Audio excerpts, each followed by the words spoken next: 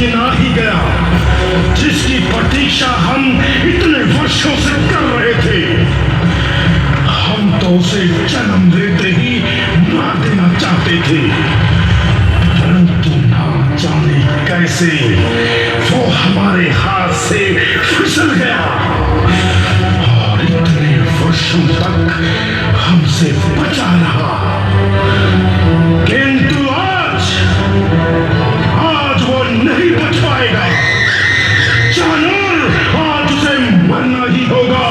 हाँ, उसे मरना ही होगा। जानवर, तुमने सारा प्रबंध ठीक से तो कर दिया है ना? जी महाराज, आप निश्चिंत रहे। मैंने ऐसा प्रबंध किया है कि सांप भी मर जाए और लाठी भी न टूटे। आपके हाथी कोल्य पीड़ को रात भर मदिरा पिला पिला कर मदमस्त कर दिया गया है और उसे रंगशाला के मुख्य द्वार पर खड़ा किया गया है। बस महावत का एक इशारा पाते ही वह कृष्ण को अपने पैरों तले चींटी की तरह मसल कर रख देगा महाराज। और यदि किसी प्रकार वह कोल्य पीड़ से बच भी गया तो हमारे पहलवान मुष्टिक, कूट, शंख, कौशल और स्वयं मैं हमसे बचकर वो भला कहाँ जाएगा महाराज। एक ही पटकनी ऐसी दूंगा कि पानी भी नहीं मोड़ पाएगा महाराज। शाबाश जानवर, शाबाश। लेकिन वो है कहाँ? अब तक आया क्यों नहीं? चिंता की कोई बात नहीं मथुरेश। जब से वो मथुरा में आया है हमारे गुप्तचर हर क्षण उस पर कड़ी नजर रखे हुए हैं। उसकी हर गतिविधि की खबर हम तक पहुंचती रहेगी महाराज। महाराज की जय हो। क्या समाचार लाए हो मंगल? जी, उस कृष्ण ने महाराज के रजक से राजसी वस्त्र छीनकर स्वयं पहन लिए तथा अपने साथी ग्वालों को भी बांट दिए। क्या कहा? उन ग्वालों की इतनी हिम्मत! क्षमा करें महाराज, कृपया शांत हो जाएं, शांत। उस बेचारे के मरने में अब समय ही कितना बचा, इसलिए उसकी अंतिम इच्छा समझकर क्षमा कर दीजिए महाराज। अंतिम इच्छा? हाँ, ये तुमने खूब कही जानवर। अंतिम इच्छा?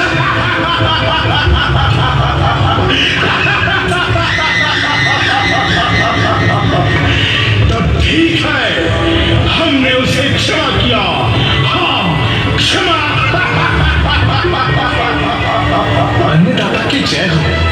अन्नदाता, आपके बाग का माली सुदामा जो पुष्पमाला आपके लिए ला रहा था वह उसने कृष्ण को पहना दी है, और आपकी दासी कुब्जा आपके लिए जो चंदन व अंगराग ला रही थी वह उसने कृष्ण को लगा दिया। और महाराज। और क्या कहता क्यों नहीं? और महाराज, कृष्ण के छूने से उस कुब्जा का कुबड़ ठीक हो गया तथा वह एक अति सुंदर नारी बन गई महाराज। क्या कहा? वो क्रूर दासी एक सुंदर नारी बन गई? महाराज, ये सब उस कृष्ण और उसके साथियों द्वारा फैलाई गई झूठी अफवाहें हैं, केवल आपको भ्रमित करने के लिए। जाओ और ठीक से पता लगाओ कि इसमें कितनी सच्चाई है। जो आ गया महाराज। महाराज दुहाई है, महाराज दुहाई है। क्या हुआ?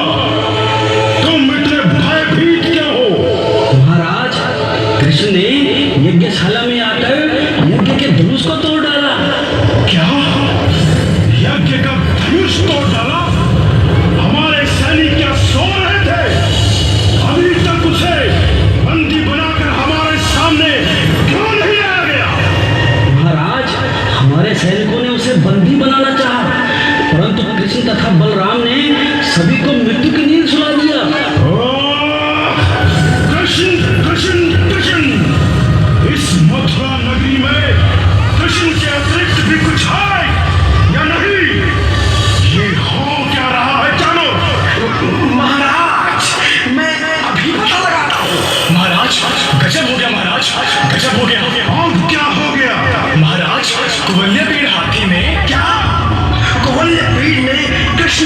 कुचलकर मार डाला। देखा महाराज, मैं ना कहता था कि वो ग्वाला अब ज्यादा देर का मेहमान नहीं है महाराज।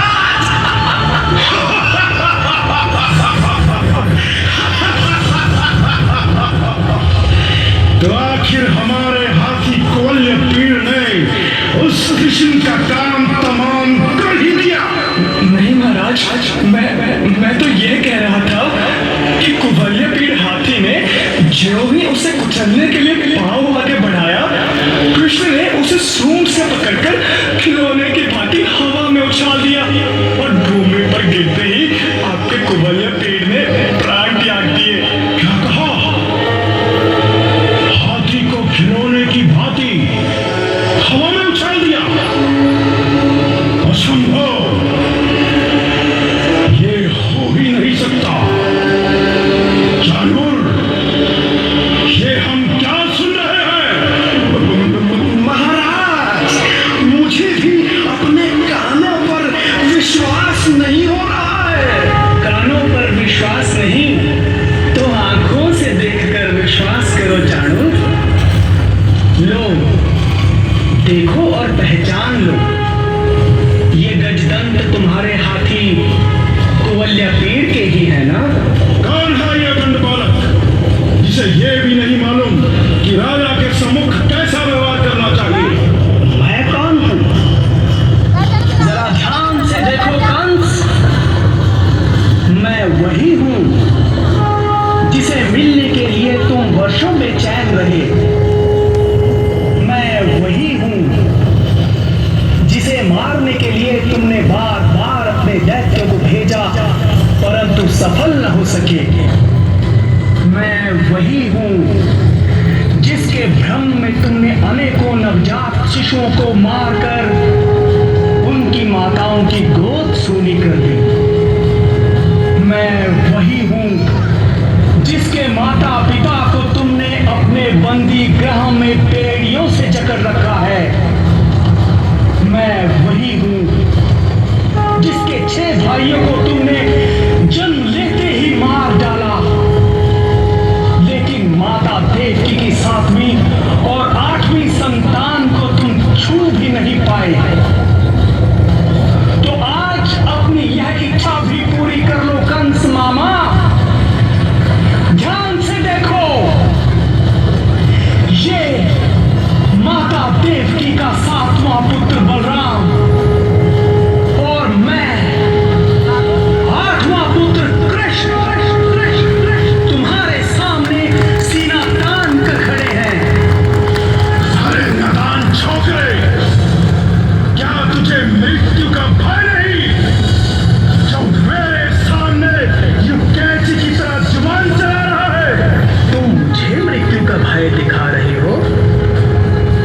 जिस दिन से तुमने आकाशवाणी सुनी उसी दिन से तुम पल पल मृत्यु के भय से कांपते रहते हो। उस दिन के बाद इतने वर्षों तक एक रात भी चैन की नींद नहीं सो पाए तुम।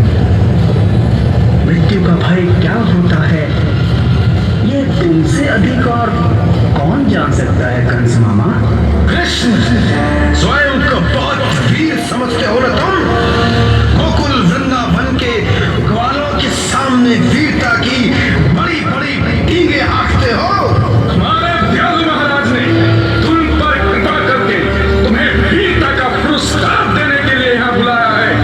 लेकिन उससे पहले हम भी तो देखें कि तुम वास्तव में इस पुरस्कार के लायक हो या नहीं। क्यों कृष्ण, मल्ल युद्ध में 2-2 हाथ करोगे हमसे? तुमसे?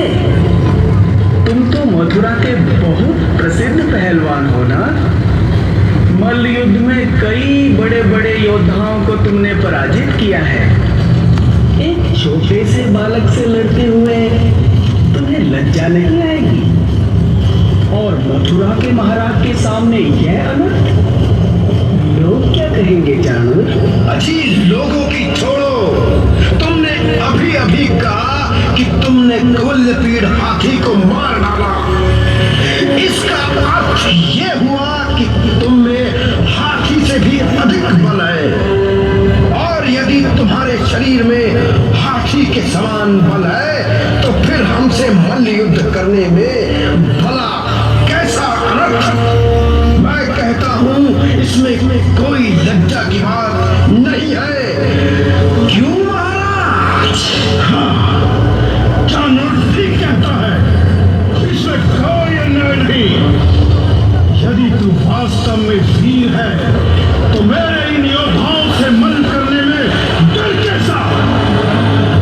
आज या तो तू वीरता दिखाओ या फिर वीर कहलवाना छोड़ दो कृष्ण। क्यों दाऊ, क्या विचार है? इसमें विचार कैसा कान्हा? तू यहाँ आराम से बैठ, मैं जरा इन पहलवानों को गोकुल के दूध माखन का स्वाद चखा दूं। दाऊ, इसके लिए तो मैं ही बहुत हूँ, इससे मुझे लड़ने दीजिए ना।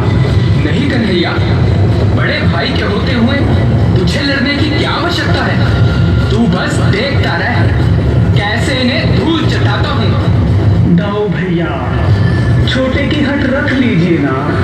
अरे ये बात क्यों करते हो भाई? तुम दोनों ही मैदान में आ जाओ। ये ठीक है दाऊ भैया, चाणूर महाराज कंस के विशेष सलाहकार मालूम पड़ते हैं। मैं इनकी इच्छा पूर्ति करता हूँ, आप मुष्टिक को संभालिए। ठीक है कान्हा, चलिए मुष्टिक महाशय, शायद आपका कल्याण मेरे हाथों लिखा है। अभी पता लग जाएगा कि कौन किसका कल्याण करता है। चींटी की तरह न मसल दूं तो मेरा नाम मुष्टिक नहीं।